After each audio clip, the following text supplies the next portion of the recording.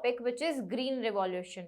इससे पहले हमने क्या देखा, लैंड रिफॉर्म्स देखे, उसमें abolition of intermediaries and land ceiling, दोनों चीजें आपने कवर करी। Next policy for growth was green revolution, one of the important topics of this lesson, so keep your attention and your eyes over here.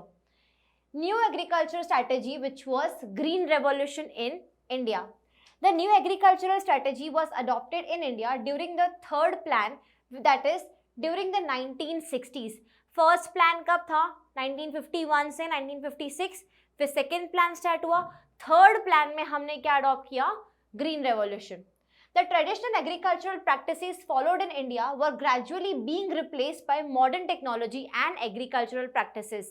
That means क्या बोला जा रहा है, outdated technology, old fashioned चीज़ों को पीछे रख के अब हम new agricultural practices को along with the modern practice हम लेके आ रहे थे। The main aim of the strategy was to raise agricultural production and productivity.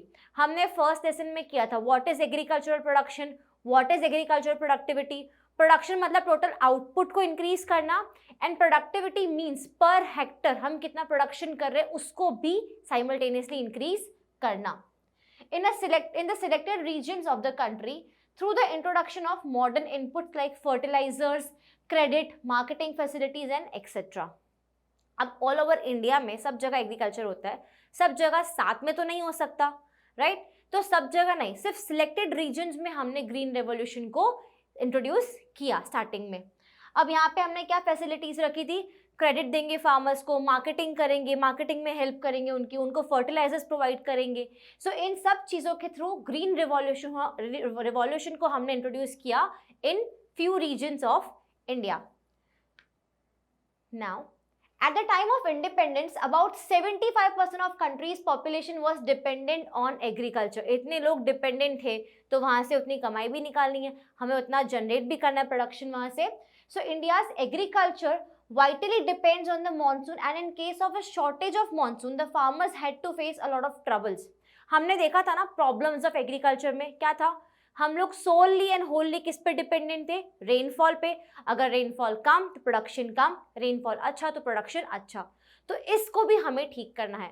इस चीज़ को भी ठीक करने के लिए क्या चाहिए, इरिगेशन फैसिलिटीज़ चाहिए, ताकि अगर शॉर्टेज होता है वाटर का तो हमारे पास में कोई ना कोई अवेलेबिलिटी हो वाटर पहुंचाने की फार्मर्स तक। Moreover, the productivity in the agricultural sector was very low due to the use of outdated technology and the absence of required infrastructure. क्या बोला जा रहा है, स्मॉल फ्रेगमेंटेड लैंड होल्डिंग्स थी, प्रॉपर इरिगेशन फैसिलिटी नहीं, बराबर infrastructure नहीं था, फार्मर्स के पास में कैपिटल नहीं था इम्प्रूवमेंट करने के लिए, टेक्नोलॉजी पुरानी, मेथड्स पुराने, तो हम जितना यूज़ कर सकते हैं एक लैंड को उतना हमने यूटिलाइज किया ही नहीं था, इसीलिए हमारी प्रोडक्टिविटी जो थी वो बहुत लो थी। As a result of intensive and continued efforts of many agricultural scientists, this stagnation in agriculture was permanently broken by green revolution. जो stagnation हमारी agriculture sector ने पहले देखा था during the time of before independence, तो वो stagnation को break किया गया through the help of green revolution. ठीक है, जब ग्रीन रेवोल्यूशन आया, साइंटिस्ट ने अपने एफर्ट्स डाले, बहुत हमारी गवर्नमेंट ने एफर्ट्स डाले, तब जाके वो स्टैग्नेशन को हमने ब्रेक किया and it was permanently broken, because उसके बाद कभी भी इंडिया ने उतना लो हिट नहीं किया आज तक एग्रीकल्चर सेक्टर में, तो कभी उतना पीछे मुड़ के हमने नहीं देखा। Now green revolution refers to large increase in production of food grains due to the use of high yielding variety और miracle seeds especially for wheat and rice. क्या बोलते हैं इनको, HYV सीड्स, याद रखना है। सब जगह पे इतना बिग अगर नहीं लिखा हुआ है पूरा फुल फॉर्म तो आपको याद रखना है HYV सीड्स यूज करना। मेन हमारा मुद्दा था कि हम HYV सीड्स यूज करेंगे।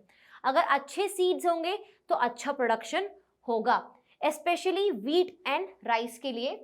Now, green revolution is a spectacular advancement in the field of agriculture. This was one of the main implementations done by Indian government. अब green revolution लाया कौन था, तो doctor Norman E Borlaug, remember this name, Dr. Norman E. Borlaug, an American agricultural scientist, is considered to be the father of the green revolution because he was the one who was awarded with the Nobel Peace Prize in 1970 for breeding higher yielding varieties. ठीक है, इनको बाद में award भी मिला था, and he is the father of green revolution. Who? Again Norman E Borlaug. ठीक है. Now in India it was mainly founded by MS Swaminathan. अब ऐसा नहीं कि ये इंपॉर्टेंट नाम है, ये इंपॉर्टेंट नाम नहीं है, दोनों ही नाम इंपॉर्टेंट है. He is the father of green revolution, but India में कौन इंट्रोड्यूस किया, किसने इंट्रोड्यूस किया? MS स्वामीनाथन में. Now in Kharif season in 1966, remember the year also and the season. In Kharif season 1966, India adopted the high yielding variety program for the first time. पहली बार हमने ये start किया था. The program was successful due to high yielding variety of seeds and adequate irrigation facilities, plus application of fertilizer, pesticides, insecticides and etc. Farmers को सिर्फ land नहीं चाहिए, farmers को क्या चाहिए? अच्छे सीड्स चाहिए, कैपिटल चाहिए. ठीक है. उनको प्लस साथ में जो केमिकल फर्टिलाइजर्स ज़रूरत लगती है जिससे हम और प्रोडक्शन को इंक्रीज कर सकते हैं वो चाहिए. ठीक है. Adequate water, adequate irrigation facilities चाहिए. तो हमने जब ये प्रोग्राम स्टार्ट किया 1966 में in kharif season, it was successful due to all these three things. क्या था हमारे पास में? HYV सीड्स थे, इरिगेशन फैसिलिटीज़ थी, प्लस हमने फार्मर्स को फर्टिलाइजर, पेस्टिसाइड्स, इंसेक्टिसाइड सब कुछ अवेलेबल करवाया था. तो इसकी वजह से ये प्रोग्राम सक्सेसफुल रहा.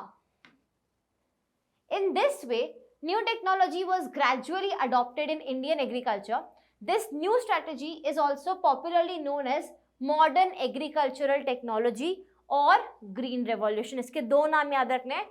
मॉडर्न एग्रीकल्चरल टेक्नोलॉजी कौन सी है? Green revolution. ग्रीन रेवोल्यूशन क्या है? Modern technology. ठीक है. Modern agricultural technology. Now in the year 1967 and 68, food grain production was increased by nearly 28.8%. कितना ज़्यादा फूड ग्रेन का प्रोडक्शन इंक्रीज हुआ. Then the year 1966 and 67 level, this success was attributed to a new agricultural strategy and India became self-sufficient in the production of food grains. हमने देखा था cash crop बढ़ गए थे, फूड क्रॉप्स कम हो गए थे, HYV सीड्स आए, इरिगेशन फैसिलिटीज़ आई, फर्टिलाइज़र, केमिकल फर्टिलाइज़र, ये सब कुछ अवेलेबल किया गया. तब जाके क्या हुआ? हमने कितना इंक्रीज देखा? 28.8% का इंक्रीज देखा. And again India became sufficient in the production of food grains. ठीक है. This was one of the major successful implementation by government. हमारी गवर्नमेंट बहुत हद तक इसमें सक्सेसफुल रही थी and again India self sufficient बन गया था. नाउ HYV सीड्स क्या थे? They were the main reason for the agricultural revolution. The agricultural revolution occurred primarily due to the miracle of new wonder seeds that were HYV seeds which raised agricultural yield per acre to incredible heights. जो मैंने बताया productivity increase हुई to incredible heights. These seeds can be used in those places where there are adequate facilities for drainage and water supply. ठीक है. वहाँ पे क्या चाहिए आपको? प्रॉपर ड्रेनेज फैसिलिटीज चाहिए.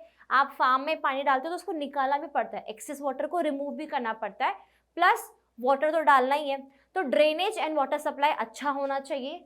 Now as compare to the other ordinary seeds, these seeds need heavy doses of chemical fertilizer, that is 4 to 10 times more fertilizer to get the larger possible production.